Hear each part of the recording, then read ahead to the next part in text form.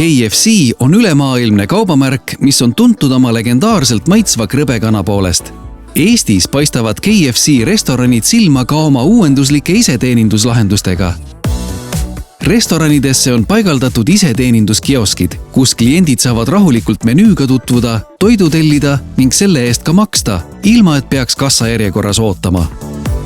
Osades restoranides on ka sularahakassad, mis tagavad klientidele valikuvõimaluse maksta just sellisel viisil, nagu neile kõige sobivam on.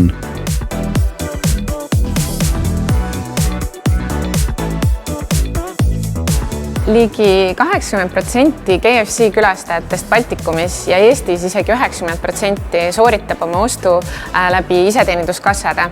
See tagab neile mõnusa, kiire, järjekorravaba restorani külastuse. Siin KFC Tondi restoranis on meil esimene iseteeninduskassa, kus on võimalik tasuda sularahas. Ja seda ikka selleks, et veelgi suurendada meie iseteeninduskassade kasutusprotsenti, et siis jääks klientidel rohkem aega selleks, milleks nad siia tulid, et nautida KFC mõnusat krõbekana.